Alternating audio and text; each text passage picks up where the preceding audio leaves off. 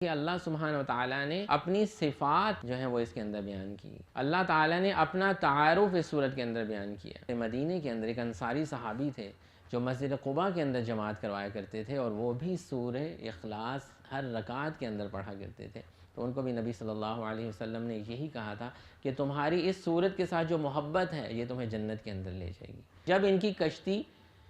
سمندر میں پھنس جاتی ہے اور ہوائیں گھیر لیتی ہیں، تو اس وقت یہ خالص اللہ سے دعا کرتے ہیں کہ اے اللہ، صرف تو ہی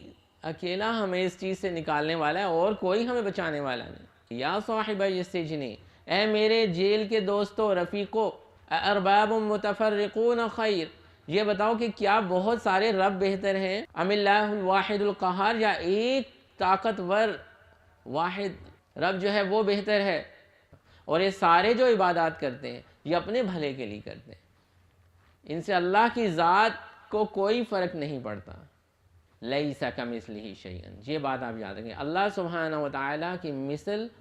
کوئی شے نہیں ہو سکتی، کیونکہ وہ خالق ہے، وہ خالق ہے اور ہم مخلوق ہیں. السلام علیکم ورحمۃ اللہ وبرکاتہ. آج کی کلاس کے اندر انشاءاللہ پہلے ہم سورہ اخلاص کی ترجمہ اور تفسیر کو دیکھیں گے. اعوذ باللہ من الشیطان الرجیم، بسم اللہ الرحمن الرحیم. قل هو اللہ احد اللہ الصمد لم یلد ولم یولد وَلَمْ يَكُنْ لَهُ كُفُوًا أَحَدٌ. الحمد للہ رب العالمین، اصلی واسلم علی رسولہ الکریم وعلی آلہ واصحابہ اجمعین ومن تبعہم بإحسان الی یوم الدین. رب اشرح لی صدری ویسر لی امری واحلل عقدۃ من لسانی یفقہوا قولی. رب زدنی علما، اللہم فقہنا فی الدین. اللہم انا نسألک علما نافعا وعملا متقبلا ورزقا حلالا طیبا. اللہم ارنا الحق حقا وارزقنا اتباعہ وارنا الباطل باطلا وارزقنا اجتنابا. آمین یا رب العالمین.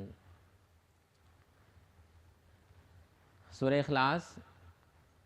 اس کے نام سے ہی جیسے پتہ چلتا ہے، جیسے اردو میں ہم ایک لفظ بولتے ہیں خالص. کس چیز کو خالص کہتے ہیں؟ جو بہت پیور ہوتی ہے. یوزلی ایسا ہوا ہے پچھلی صورتوں میں ہم دیکھتے آئے ہیں کہ صورتوں کے اندر ان کا نام جو ہے وہ موجود ہوتا تھا، لیکن سورہ اخلاص کے اندر، یعنی کہ اس کا جو نام ہے صورت کا، اس صورت کے اندر یہ لفظ نہیں آیا. لیکن اس اخلاص کا مطلب یہ ہے کہ اس صورت کے اندر اللہ سبحانہ و تعالیٰ کی خالص توحید بیان کی گئی ہے. وننس آف اللہ جسے ہم کہتے ہیں، اللہ کو ایک ماننا، اللہ کی صفات کو جاننا. اس صورت کے اندر خالصتاً اللہ سبحانہ و تعالیٰ نے صرف اسی ٹاپک کے بارے میں بات کی ہے. پچھلی صورتوں میں ہم دیکھتے آئے ہیں کہ کبھی نماز کی بات ہو جاتی تھی، کبھی آخرت کی بات ہو جاتی تھی، کبھی اللہ تعالیٰ اپنی توحید کی بات شروع کر دیتے تھے، کبھی رسالت کا ٹاپک شروع ہو جاتا تھا. لیکن یہاں پر اس صورت کا جو موضوع ہے اور جو مضمون ہے وہ پورے کا پورا خالص اللہ سبحانہ و تعالیٰ کی توحید کے ہی بارے میں ہے. تو اس صورت کو نبی صلی اللہ علیہ وسلم نے 1/3 قرآن کے برابر کہا ہے. ثلث قرآن، یہ صورت جو ہے 1/3 قرآن کے بارے میں، اس صورت کو پڑھنے کا جو ثواب ہے وہ 1/3 قرآن کو پڑھنے کے برابر ہے. اس حدیث سے بہت سارے علماء نے بہت سارے جو ہے وہ فوائد ہمارے لیے اخذ کیے ہیں. کچھ علماء یہ کہتے ہیں کہ اس کا مطلب یہ بھی ہے کہ اس صورت کو 3 مرتبہ اگر ہم پڑھیں تو پورے قرآن کو پڑھنے کا ثواب ملتا ہے.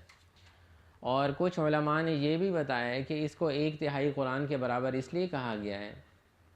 کہ 3 جو ہمارے بلڈنگ بلاکس ہیں دین کے، جس میں ایک اللہ سبحانہ و تعالیٰ کو جاننا، توحید، دوسرا ہے رسالت یعنی کہ محمد صلی اللہ علیہ وسلم کو جاننا، ان کی سنتوں پہ عمل کرنا، ان کی حدیث پہ عمل کرنا، ان کو آخری نبی ماننا، اور تیسرا آخرت۔ ان تینوں کے اندر سے ایک تہائی یعنی کہ توحید جو ہے اس کے بارے میں یہاں پہ ڈسکشن ہوئی ہے، اس لیے اس کو ایک تہائی قرآن کے برابر کہا گیا ہے۔ تو قرآن کے اندر بھی یہ تین موضوع ہی ڈسکس ہوئے ہیں۔ اللہ سبحانہ و تعالیٰ کی ذات کے بارے میں باتیں ہوئی ہیں، رسالت کے بارے میں باتیں ہوئی ہیں، اور آخرت کے بارے میں باتیں ہوئی ہیں۔ تو اس صورت کے اندر چونکہ صرف خالص توحید کی بات ہوئی ہے، اس لیے شاید اس کو ایک تہائی قرآن کے برابر کہا گیا ہے۔ بہرحال جس بھی صورت میں کہیں، نبی صلی اللہ علیہ وسلم کی یہ صحیح بخاری کی جو حدیث ہے، یہ ہماری بڑی اچھی رہنمائی کرتی ہے کہ اس صورت کی اہمیت اور فضیلت جو ہے وہ ہمیں پتہ چلتی ہے کہ یہ ایک مختصر سی صورت، چھوٹی سی صورت جو زبان پہ بہت ہلکی ہے، آسانی سے ہم پڑھ لیتے ہیں، وہ کتنی عظیم ہے۔ آخر اس کو کیوں کہا گیا ایک تہائی قرآن کے برابر، اور اس کی اتنی فضیلت کیوں بیان کی گئی ہے؟ کیونکہ اللہ سبحانہ و تعالیٰ نے اپنی صفات جو ہیں وہ اس کے اندر بیان کی۔ اللہ تعالیٰ نے اپنا تعارف اس صورت کے اندر بیان کیا، اور جس معاشرے کے اندر یہ صورت جو ہے وہ نازل ہو رہی ہے، اس معاشرے کے اندر جس قسم کی شرکیہ بیماریاں جو تھیں، مثال کے طور پر جو وہاں پر کچھ لوگ ایسے تھے جو کہ عیسائی تھے اور یہودی تھے، جنہوں نے اللہ سبحانہ و تعالیٰ کا بیٹا جو ہے وہ بنا لیا تھا نبیوں کو۔ کچھ لوگ ایسے تھے جو اللہ کے ساتھ دوسرے لوگوں کو بھی شریک کرتے تھے کہ اللہ کو تو ہم مانتے ہیں، رب کو تو ہم مانتے ہیں، لیکن اس کے ساتھ اور بھی بہت ساری ایسی ہستی ہیں جو ہماری بگڑی بنانے والی ہیں، جو ہماری مشکلات دور کرنے والی ہیں، جو ہمیں اولاد دینے والی ہیں۔ اور کچھ لوگوں کے اندر یہ مسئلہ تھا کہ انہوں نے اپنے بہت سارے خدا بنا رکھے تھے۔ اسی طرح سے کچھ لوگ جو تھے وہ آتش پرست تھے، یعنی کہ اور کچھ لوگ جو تھے انہوں نے مٹی کے اور لکڑی کے اور سونے کے اور چاندی کے خدا بنا رکھے تھے۔ کچھ کے جو خدا تھے ان کے بیٹے بھی تھے، کچھ کے خدا کی بیویاں بھی تھیں۔ تو مختلف طرح کے جتنی بھی شرکیہ بیماریاں اور مختلف طرح کے جو کانسیپٹس تھے اس زمانے، یعنی کچھ لوگ مجوسی تھے، کچھ عیسائی تھے، کچھ یہودی تھے، کچھ مشرک تھے، تو ان سب کے سوالوں کا جواب ان چند آیتوں کے اندر، بہت آسان سی آیتوں کے اندر اللہ سبحانہ و تعالیٰ نے بہت وضاحت کے ساتھ دے دیا، اور ان سب چیزوں کو ریجیکٹ کر دیا جب نبی صلی اللہ علیہ وسلم نے آ کر اس معاشرے میں دیکھیں جو بیماریاں موجود تھیں، ان سب بیماریوں کا جو ہے وہ اللہ سبحانہ و تعالیٰ نے علاج جو ہے وہ اس صورت کے اندر ہمیں دیا ہے۔ تو اس صورت کے نزول کا جو سبب بتایا جاتا ہے، اس کے لیے بہت ساری احادیث ہمیں ملتی ہیں، جن میں سے ایک حدیث تو یہ ہے عبداللہ بن مسعود کی، جس میں کچھ مشرکین نبی صلی اللہ علیہ وسلم کے پاس آئے اور انہوں نے یہ سوال کیا کہ آپ یہ بتائیں کہ آپ کے رب کا حسب و نسب کیا ہے۔ اور اسی طرح ایک اور حدیث میں یہودیوں کا ایک وفد بھی آیا اور انہوں نے یہ پوچھا کہ آپ یہ بتائیں کہ آپ کا رب جو ہے وہ کیسا ہے، جس کی آپ باتیں کرتے ہیں اور جس وجہ سے آپ ہمارے عقیدوں کو غلط کہتے ہیں، وہ کیسا ہے، وہ کون ہے، ذرا اس کا ہمیں تعارف کروایا جائے۔ اور اسی طرح سے ابن تیمیہ رحمہ اللہ کی جو ایک روایت انہوں نے آگے حضرت انس رضی اللہ تعالیٰ عنہ کی کوٹ کی ہے اپنی تفسیر کے اندر،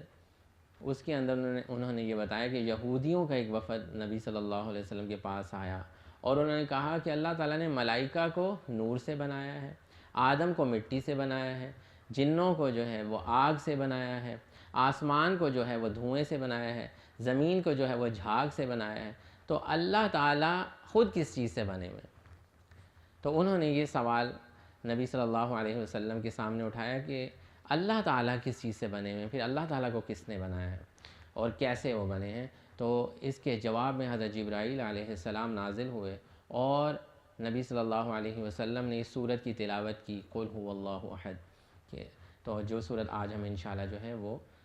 پڑھیں گے۔ اسی طرح سے عیسائیوں نے بھی یہ سوال اٹھایا اور نجران سے عیسائیوں کا ایک وفد آیا تھا اور انہوں نے بھی یہی سوال کیا نبی صلی اللہ علیہ وسلم سے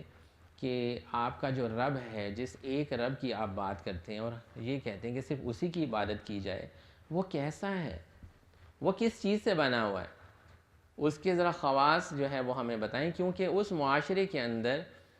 عبادت کرنے کے لیے کوئی فزیکل چیز بھی وہ چاہتے تھے کہ کچھ ہمارے سامنے ہو، کوئی ایسا بت ہو، کوئی ایسی کوئی ہستی ہو، کوئی سونے چاندی کی بنی ہو، کسی کا کوئی حسب و نسب ہو، کیونکہ ان کے جو بت بھی تھے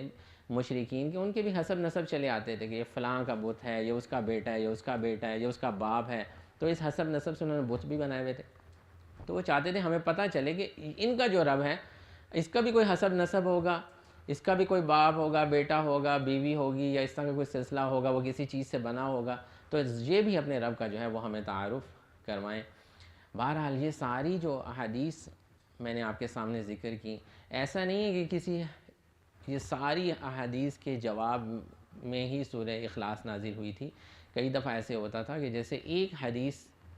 جیسے سب سے پہلی والی میں نے آپ کے سامنے پڑھی کہ جس کے اندر مشرکین نے یہ سوال کیا تھا کہ آپ بتائیں کہ آپ کا رب جو ہے وہ کون ہے، کیسا دکھتا ہے،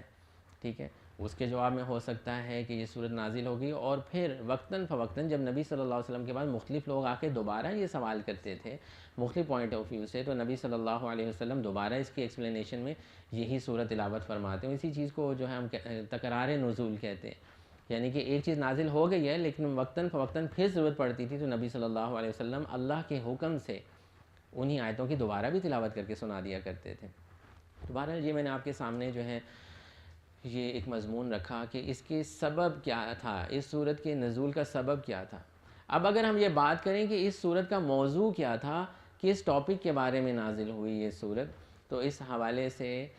جیسے میں نے آپ کو بتایا کہ جو مشرکین تھے ان کے دیوی دیوتا تھے، اور ان نسل در نسل ان کی دیوی اور دیوتاؤں کی نسل چلتی تھی، کچھ سونے سے بنے ہوئے تھے، کچھ لکڑی سے بنے ہوئے تھے، یعنی کہ ان کے بننے کا جو مادہ تھا وہ بھی کلیئرلی ڈیفائنڈ تھا کہ فلاں جو ہے وہ بت سونے سے بنا ہوا ہے، فلاں مٹی سے بنا ہوا ہے، فلاں جو ہے وہ لکڑی سے بنا ہوا ہے۔ اسی طرح سے ان کے خداؤں کے خاندان بھی ہوا کرتے تھے کہ یہ والے جو خداؤں کا خاندان ہے یہ زیادہ افضل ہے، یہ کم افضل ہے، اس طرح کے خاندان ہوا کرتے تھے، ان کے بیوی تھے، ان کے بچے تھے خداؤں کے انہوں نے بنائے ہوئے۔ اسی طرح سے بہت سارے لوگوں نے ان خداؤں کے اوتار انسانوں کے اندر جو ہے وہ بنا کے انسانوں کی شبیہیں بنا کے رکھی ہوئی تھی۔ مثال کے طور پر کہ یہ انسان جو ہے بڑا نیک ہے، اس کے اندر ہمیں خدا کی شبیہ نظر آتی ہے، اور ہم اس لیے اس کو بڑا مانتے ہیں کیونکہ یہ ہماری جو ہے اللہ سے سفارش کرتا ہے۔ تو خداؤں کے اوتار بھی انسانی شکل میں انہوں نے بنائے ہوئے تھے۔ اسی طرح سے جیسے عیسائی تھے وہ حضرت عیسیٰ علیہ السلام کو اللہ کا بیٹا مانتے تھے، ٹھیک ہے، اور یہودی جو تھے وہ عزیر علیہ السلام کو اللہ سبحانہ وتعالیٰ کا بیٹا مانتے تھے، اور وہ یہ کہتے تھے کہ بیٹا اپنے خدا کے ساتھ کھیلتا بھی ہے، اور بہت ساری اس طرح کی جاہلانہ باتیں بھی وہ کیا کرتے تھے۔ اسی طرح سے مجوسی تھے جو آگ کی پوجا کیا کرتے تھے۔ تو اس صورت کا موضوع یہی تھا کہ ان سب لوگوں کو ان کے غلط عقائد کا جواب جو ہے وہ مل جائے، اور چند الفاظ میں اللہ سبحانہ وتعالی نے اس کا جواب دیا۔ اس صورت کی فضیلت کے حوالے سے جیسا کہ میں نے آپ کو بتایا کہ نبی صلی اللہ علیہ وسلم نے فرمایا کہ یہ 1/3 قرآن کے برابر ہے۔ اس کے علاوہ نبی صلی اللہ علیہ وسلم فجر کی سنتوں میں بھی یہ دوسری رکعت میں یہ صورت پڑھا کرتے تھے۔ اسی طرح سے سورہ اخلاص جو ہے وہ ایک صحابی، بلکہ 2 روایتوں میں یہ بات آئی ہے کہ ایک تو روایت اس طرح سے ہے کہ حضرت عائشہ رضی اللہ تعالیٰ عنہ اس کی راوی ہیں کہ نبی صلی اللہ علیہ وسلم نے ایک صحابی کو ایک لشکر کے ساتھ بھیجا سپہ سالار بنا کے، تو وہاں پر جب بھی وہ نماز پڑھایا کرتے تھے تو سورہ فاتحہ پڑھتے تھے، اس کے بعد وہ ایک سورت پڑھتے تھے، اور بعد میں سورہ اخلاص پڑھا کرتے تھے۔ سورہ فاتحہ پھر کوئی سورت پڑھ کے جیسے ہم پڑھتے ہیں، اور پھر سورہ اخلاص پڑھ کے جو ہے رکوع میں جایا کرتے تھے، اور اسی طرح سے ہر دفعہ جماعت کرواتے تھے۔ تو جب وہ واپس آئے تو کچھ صحابہ نے نبی صلی اللہ علیہ وسلم سے شکایت کی کہ یہ شاید انہوں نے کوئی نیا طریقہ بنا لیا کہ ہر رکعت میں سورہ اخلاص یہ ضرور پڑھتے ہیں جماعت کے اندر۔ تو نبی صلی اللہ علیہ وسلم نے ان صحابی کو بلایا اور ان سے پوچھا کہ آپ یہ سورہ اخلاص کیوں پڑھتے ہیں؟ تو انہوں نے یہ بتایا کہ میں اس لیے پڑھتا ہوں کہ مجھے اس سورت کے پڑھنے سے ایک تو اچھا کیا لگتا ہے کہ مجھے اللہ سبحانہ وتعالیٰ سے اور محبت ہوتی ہے، اس سورت سے مجھے بہت محبت ہے، اور وہ اس وجہ سے ہے کہ مجھے اللہ سبحانہ وتعالیٰ سے بہت محبت ہے، اللہ کی محبت میں اس سورت کو ہر رکعت میں پڑھتا ہوں۔ تو نبی صلی اللہ علیہ وسلم نے فرمایا کہ اللہ سبحانہ وتعالیٰ بھی تم سے بہت محبت کرتے ہیں۔ تو اس سے یہ پتہ چلتا ہے کہ آپ نے دیکھا ہوگا عموماً کچھ امام جو ہیں وہ جماعت کرواتے ہیں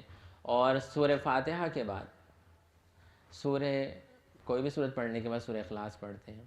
اسی طرح سے مدینے کے اندر ایک انصاری صحابی تھے جو مسجد قباء کے اندر جماعت کروایا کرتے تھے اور وہ بھی سورہ اخلاص ہر رکعت کے اندر پڑھا کرتے تھے. تو ان کو بھی نبی صلی اللہ علیہ وسلم نے یہی کہا تھا کہ تمہاری اس سورت کے ساتھ جو محبت ہے یہ تمہیں جنت کے اندر لے جائے گی, یہ چیز تمہیں جنت کے اندر لے جائے گی. تو اس سے یہ ہمیں پتہ چلتا ہے کہ اللہ سبحانہ و تعالیٰ سے محبت یا اللہ کی صفات کے ساتھ محبت یا اللہ سبحانہ و تعالیٰ کے کلام کے ساتھ جو محبت ہے وہ انسان کے جنت میں جانے کا سبب بھی بنتی ہے. آئیے اب ہم اس سورت کو شروع کرتے ہیں. اعوذ باللہ من الشیطان الرجیم,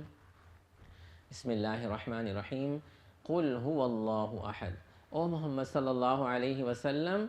ان لوگوں کو کہہ دیجئے, ان لوگوں کو بتا دیجئے کہ وہ اللہ جس کے بارے میں یہ سوال کر رہے ہیں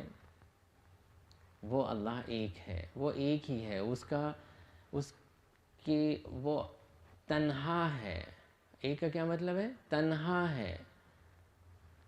یہاں پر بہت سارے لوگ ایک سے بھی مطلب دیکھیں, اگر ہم ایک کا لفظ بولیں تو ایک کی مماثلت میں ہم اور بھی چیزیں بول سکتے ہیں, ٹھیک ہے, لیکن جب ہم تنہا کا لفظ استعمال کرتے ہیں تو اس کا مطلب ہوتا ہے کہ اس کی چیز میں, اس کی بادشاہت میں, اس کی ملوکیت کے اندر اور کوئی شریک نہیں ہے. جس طرح سے ان کے دیوی دیوتاؤں کی جو پاورز ہیں وہ شریک ہوئی ہوئی ہیں کہ ایک جو ہے وہ بارش برسانے والا ہے, ایک جو ہے وہ اولاد دینے والا ہے, اس طرح سے اللہ سبحانہ و تعالیٰ وہ اللہ هو اللہ احد, وہ اللہ جو ہے وہ ایک تنہا ہی ذات ہے, وہ دو نہیں ہیں, وہ تین نہیں ہیں. جیسے عیسائیوں کا کانسیپٹ تھا کہ وہ یہ کہتے تھے ثالث ثلاثہ, کہ تین میں سے ایک ہے, یعنی کہ عیسیٰ علیہ السلام اور مریم علیہ السلام اور روح القدس کے ملنے سے شاید ایک رب بنتا ہے. ایسا نہیں ہے, بلکہ اللہ سبحانہ و تعالیٰ ایک ہی ہے. اور اللہ الصمد, اللہ سبحانہ و تعالیٰ بے نیاز ہیں. اچھا یہاں پہ دیکھیں, حضرت یوسف علیہ السلام نے بھی جب جیل کے اندر تبلیغ کی تھی اور دو لوگوں نے ان سے خوابوں کی تعبیر کے بارے میں پوچھا تھا, اور یوسف علیہ السلام نے اس دوران ان کو اللہ سبحانہ و تعالیٰ کی معرفت دلانا چاہی تھی, تو کیا کہا تھا؟ یا صاحبہ السجن ارباب متفرقون خیر ام اللہ الواحد القہار, کہ بہت سارے رب بہتر ہوتے ہیں یا ایک رب بہتر ہوتا ہے, بہت ساروں کے آگے سر جھکانا بہتر ہوتا ہے یا ایک کے آگے سر جھکانا بہتر ہوتا ہے. اور اس چیز کا ذکر اللہ سبحانہ و تعالیٰ نے بہت جگہ پہ قرآن میں کیا ہے. سورہ یونس کے اندر بھی اللہ سبحانہ و تعالیٰ نے آیت نمبر 22 اور 23 میں کہا ہے کہ جب ان کی کشتی سمندر میں پھنس جاتی ہے اور ہوائیں گھیر لیتی ہیں تو اس وقت یہ خالص اللہ سے دعا کرتے ہیں کہ اے اللہ صرف تو ہی اکیلا ہمیں اس چیز سے نکالنے والا ہے اور کوئی ہمیں بچانے والا نہیں. جب مشکل میں پھنستے تو یہی کہتے ہیں فلما انجاہم, لیکن جب ان کو نجات مل جاتی ہے, جب یہ بچ جاتے ہیں تو پھر یہ اسی روش پہ لوٹ جاتے ہیں. تو یہی حضرت یوسف علیہ السلام نے بھی ان کی تربیت کرنا چاہی تھی کہ یا صاحبہ السجن, اے میرے جیل کے دوستو رفیقو, ارباب متفرقون خیر, یہ بتاؤ کہ کیا بہت سارے رب بہتر ہیں, ام اللہ الواحد القہار, یا ایک طاقتور واحد رب جو ہے وہ بہتر ہے. اور وہ لوگ جو جیل میں بند تھے وہ اس بات کو سمجھ گئے تھے, لیکن آج تک شرک پہ چلنے والے لوگ اس چیز کو سمجھے نہیں. ابھی بھی لوگ فلاں کے پاس اولاد لینے کے لیے جاتے ہیں, فلاں کے پاس بگڑی بنانے کے لیے جاتے ہیں, فلاں کے پاس جی اپنی نظر و نیاز لے کے اپنی مشکلات لے کے جاتے ہیں, ہر طرح کے. اب آپ یہ بتائیں کہ جب انسان کو اللہ تعالیٰ مشکل میں ڈالتا ہے تب تو لوگ صرف ایک اللہ کو ہی پکارتے ہیں. جب یہ کرونا کی وبا آئی ہے اور لوگ پھنس رہے تھے اس کے اندر, تب تو یہی کہہ رہے تھے کہ اللہ ہی ہمیں اب نکالے گا اس کے, تب کیوں نہیں جاتے تھے جگہ جگہ پہ پوچھنے کے لیے؟ یہ لاجیکلی بھی یہ چیز درست نہیں ہے کہ جب انسان کو کوئی کام ہو تو وہ اس کام کو کرنے کے لیے, کروانے کے لیے کتنے, ایک تو یہ طریقہ کہ ایک بندے کے پاس چلے جاؤ آپ کا کام ہو جائے گا, ایک یہ ہے کہ یہاں بھی جاؤ یہاں بھی جاؤ, شاید یہ کرے گا, شاید وہ کرے گا, شاید وہ کرے گا. تو جب لوگوں کے اوپر مشکل آتی ہے تو وہ در در جاتے ہیں، کوئی پنڈی میں ادھر جاتا ہے، کوئی لاہور میں جاتا ہے، کوئی انڈیا میں جاتا ہے، کوئی کہاں جاتا ہے کہاں جاتا ہے۔ اور اللہ سبحانہ و تعالیٰ جو ہماری شاہ رگ سے بھی زیادہ قریب ہیں،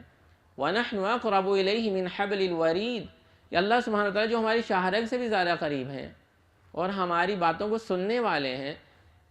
اور ہماری اندر کی بھی باتوں کو جاننے والے ہیں، چھپی بھی باتوں کو بھی جاننے والے ہیں اور باہر کی باتوں کو بھی جاننے والے ہیں۔ قُلْ إِن تُخْفُوا مَا فِي صُدُورِكُمْ أَوْ تُبْدُوهُ يَعْلَمْهُ اللَّهُ، وہ رب ہمیں سامنے نظر نہیں آتا۔ باقی بہت سارے لوگ ہم بھی بالکل وہی کانسیپٹ لے کے چل رہے ہیں کہ جب تک کوئی فزیکل قبر، کوئی ایسی چیز، کوئی ایسا مزار، کوئی ایسا پتھر جب تک نہیں نظر آئے گا تب تک شاید ہماری مشکل حل نہیں ہو سکتی۔ تو اللہ سبحانہ و تعالیٰ نے یہاں پہ یہی بات کا ذکر کیا ہے، قُلْ هُوَ اللَّهُ أَحَدٌ اللَّهُ الصَّمَدُ، وہ اللہ جو ہے وہ بے نیاز ہے۔ پوری دنیا کے لوگ حضرت آدم علیہ السلام سے لے کر آخری شخص بھی قیامت والے دن جو آئے گا، وہ سارے بھی اللہ کی عبادت نہ بھی کریں تو اللہ سبحانہ و تعالیٰ کی ذات کے اوپر کوئی فرق نہیں پڑتا، اور یہ سارے جو عبادات کرتے ہیں یہ اپنے بھلے کے لیے کرتے ہیں، ان سے اللہ کی ذات کو کوئی فرق نہیں پڑتا۔ اللہ سبحانہ و تعالیٰ جو اللہ الصمد، جو صمد کا لفظ ہے اس کا مطلب ہوتا ہے کوئی بہت بلند مقام، کوئی بہت بلند حصہ، یا کوئی ایسا مضبوط آدمی جس کی اطاعت کی جا سکتی ہو، جس کی بات مانی جا سکتی ہے، جو کام کو کرنے پر پورا کا پورا قادر ہو۔ تو یہ لفظ اللہ سبحانہ و تعالیٰ نے استعمال کیا ہے، اللہ الصمد، کہ اللہ سبحانہ و تعالیٰ سب سے بالا تر ہے، اللہ سبحانہ و تعالیٰ بے نیاز ہے، اللہ سبحانہ و تعالیٰ جو ہے مصائب میں اور تکلیفوں میں صرف وہی مدد کرنے والا ہے۔ یہ چیز جو ہے نبی صلی اللہ علیہ وسلم کو کہا گیا کہ ان لوگوں کو بتائیں، قُلْ هُوَ اللَّهُ أَحَدٌ، یعنی کہ آپ کہہ دیجئے۔ اور نبی صلی اللہ علیہ وسلم کے بعد ہمارا بھی یہ فرض ہے کہ ہم اپنے گھروں میں، اپنے رشتہ داروں میں، اپنے محلوں میں یہ بات لوگوں کو بتائیں کہ وہ اللہ ایک ہی ہے، ایک واحد تنہا ہے، اور وہ بے نیاز ہے، وہ طاقتور ہے۔ وہ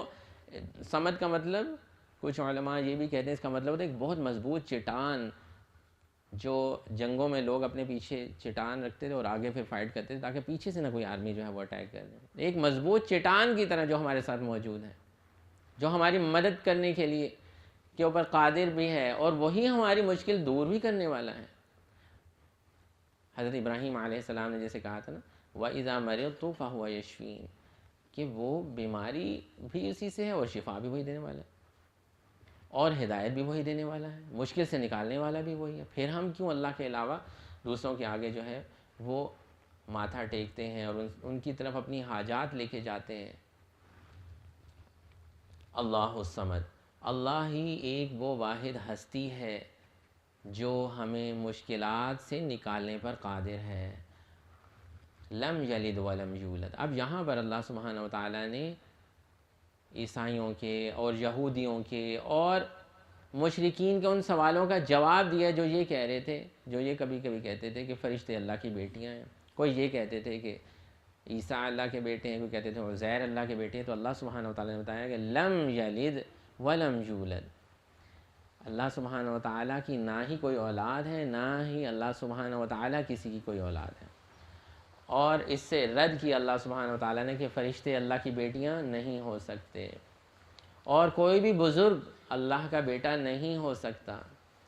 کیونکہ جب کوئی کسی کا باپ انسان تصور کرتا ہے تو پھر اس کے ذہن میں یہ بھی آتا ہے کہ اس کا کوئی بیٹا بھی ہوگا، یا اگر آپ کسی کا کوئی بیٹا تصور کر لیں تو پھر آپ کے ذہن میں آئے گا کہ یہ بھی شاید کسی کا بیٹا ہوگا۔ تو اللہ سبحانہ و تعالیٰ نے اس چیز کو کلیئر کر دیا کہ نہ وہ کسی کا باپ ہے اور نہ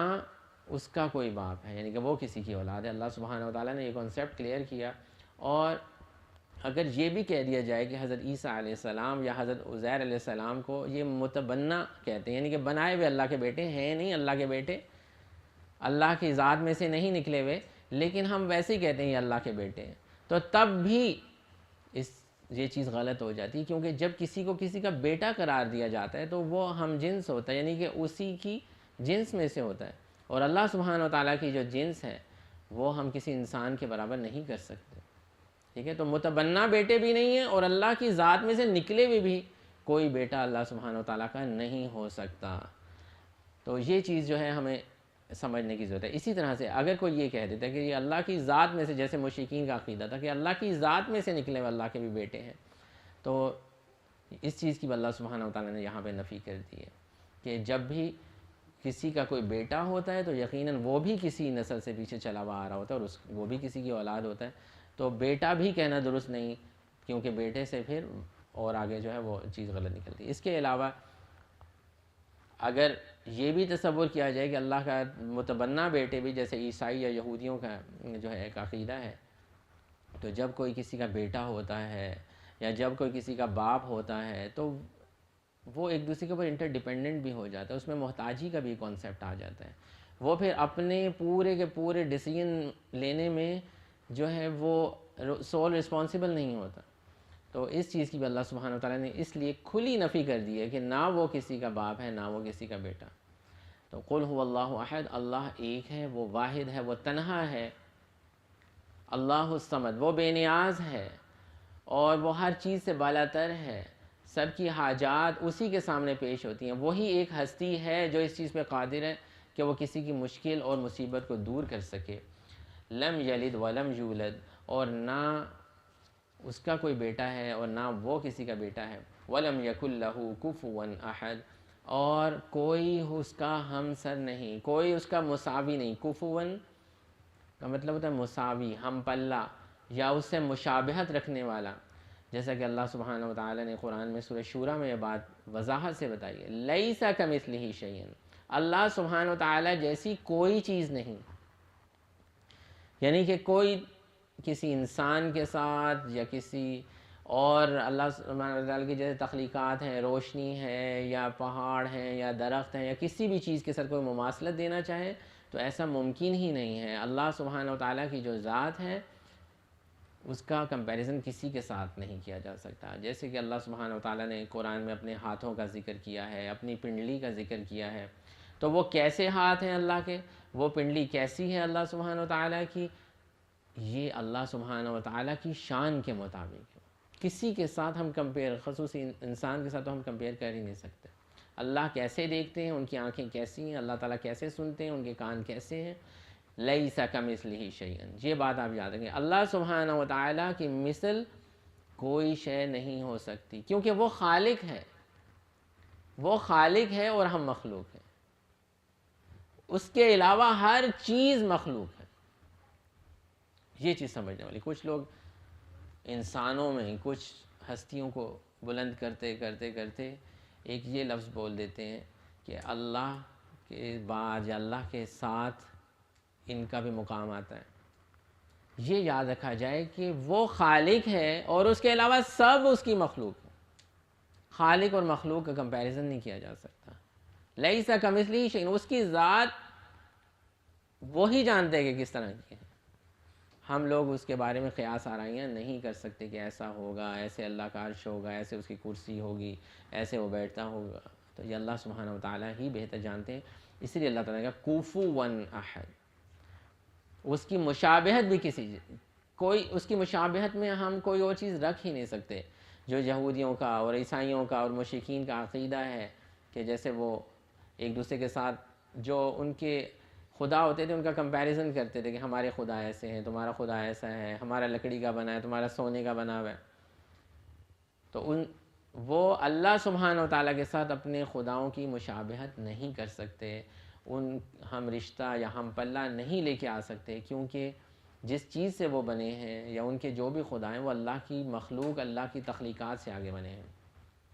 تو یہی اللہ سبحانہ وتعالیٰ نے سورت کے اندر جتنے بھی مشرکین کے، یہود کے اور عیسائیوں کے اور آتش پرستوں کے جتنے بھی عقائد ہیں ان کا رد کیا ہے سورہ اخلاص کے اندر۔ میں ایک دفعہ پھر پڑھتا ہوں، آپ سن لیجئے۔ اعوذ باللہ من الشیطان الرجیم، بسم اللہ الرحمن الرحیم، قل هو اللہ احد، او محمد صلی اللہ علیہ وسلم ان کو کہہ دیجئے کہ وہ اللہ جس کے بارے میں یہ پوچھ رہے ہیں وہ اللہ ایک واحد تنہا ہے، اللہ الصمد، اور وہ بے نیاز ہے، وہ کسی کا محتاج نہیں ہے، وہ کوئی فیصلہ کرنے میں کسی کا محتاج نہیں ہے، لم یلد ولم یولد، نہ ہی اس کی کوئی اولاد ہے اور نہ وہ کسی کی اولاد ہے، ولم یکن لہ کفوا احد، اور کوئی بھی اس کا ہم پلہ اور کوئی بھی اس کا ہم سر نہیں ہے۔ سبحانک اللہم و بحمدک نشہد ان لا الہ الا انت نستغفرک و نتوب الیک۔